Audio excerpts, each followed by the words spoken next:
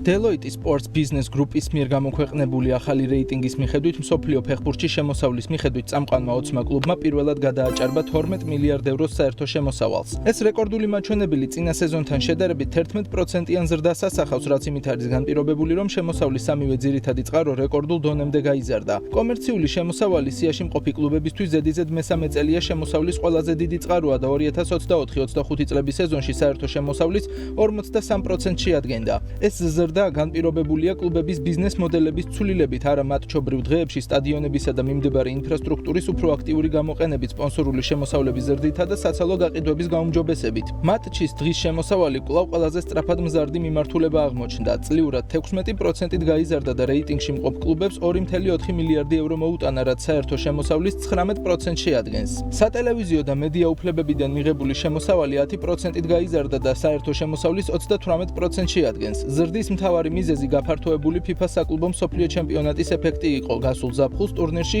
Deloitte-ის 10 კლუბმა მიიღო მონაწილეობა, რამაც ამ კლუბისთვის სატელევიზიო შემოსავლების 17%-იანი ზრდა გამოიწვია. დამატებით შემოსავლის ზრდას ხელი შეუწყო UEFA სამი ძირითადი მამაკაცთა საკლუბო ტურნირის გაფართოებამაც. ამ ყველაფრიდან გამომდინარე კი გასულ წელს ყველაზე შემოსავლიანი 5 კლუბის რეიტინგი ასე გამოიყურება.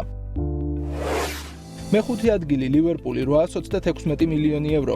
ლივერპული პირველად გამოცემის ისტორიაში გახდა ყველაზე მაღალშემოსავლიანი ინგლისური კლუბი. სკაუზერებმა 826 მილიონი евро საერთო შემოსავალი დააფიქსირეს, რაც განპირობებული იყო 34%-იანი ზრდით სატელევიზიო შემოსავლებში ჩემპიონთა ლიგაზე დაბრუნების შემდეგ და 7%-იანი ზრდით კომერციულ შემოსავლებში, რაც Anfieldზე არამატჩობრივი ღონისძიებების გაზრდამ უზრუნველყო.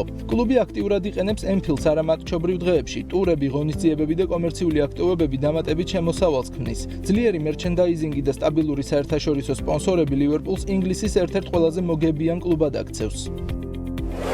მეოთხე ადგილი Paris Saint-Germain 827 მილიონი евро. Paris Saint-Germain ზედიზედ მეოთხე წელია ინარჩუნებს ადგილს ტოპ 5-ში. წარმატებული სეზონის ფონზე, რომლის განმავლობაშიც კლუბმა თავისი პირველი ჩემპიონთა ლიგის ტიტული მოიგო. გარდა ამისა, კლუბი წარმატებით იყენებს საკუთარ ბრენდულ ღირებულებას კომერციული ზრდის დასაჩქარებლად საერთაშორისო ბრენდებთან, მაგალითად Air Jordan-თან პარტნიორობამ PSG-ს ყოფნა პოპულარული კულტურის სხვადასხვა სფეროში კიდევ უფრო გააძლიერა. ამრიგად PSG-ს ძლიერი საერთაშორისო იმიჯი, გლობალური გულშემატკივართა ბაზა და ჩემპიონთა ლიგაზე მიღწეული წარმატება საშუალებას აძლევს შიდა ლიგის შედარებით მცირე სატელევიზიო ბაზრის მიუხედავად კომერციული მიმართულებით ერთ-ერთ ლიდერად დარჩეს. მესამე ადგილი მიუნხენის ბაიერნი 860 მილიონი евро.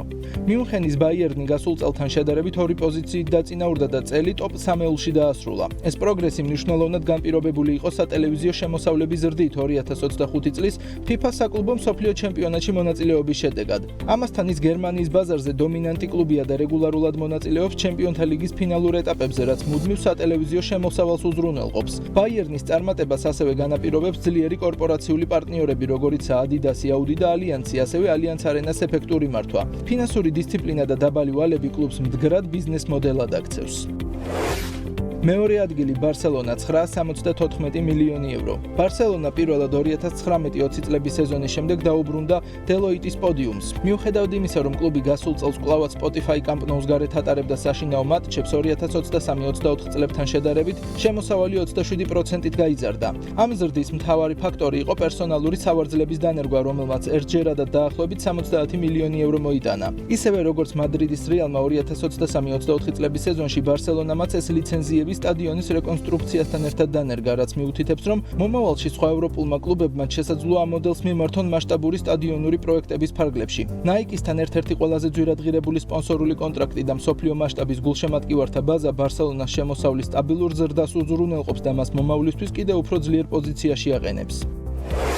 პირველი ადგილი მადრიდის რეალი 1.1 მილიარდი евро. 2024-25 წლების სეზონში რეალ მადრიდი კვლავ დარჩა ერთადერთ საფეხბურთო კლუბად, რომელმაც მილიარდ ევროზე მეტი შემოსავალი დააგენერირა და ეს უკვე ზედიზედ მეორედ. მიუხედავად იმისა, რომ კლუბმა მატჩის დღის შემოსავლის 6%-იანი შემცირება დააფიქსირა, რაც ძირითადად პერსონალური სავარძლების გაყიდვებიდან მიღებული შემოსავლის კლებამ გამოიწვია, მისი 233 მილიონი ევროს მატჩის დღის შემოსავალი მაინც მეორე ყველაზე მაღალი მაჩვენებელია გამოცემის რეიტინგის ისტორიაში. ამასთან ერთად კლუბმა 23%-იანი ზრდა აჩვენა კომერციულ შემოსავლებში, რაც გაუმჯობესებულ მერჩენდაიზინგსა და ახალ კომერციულ პარტნიორებს უკავშირდება.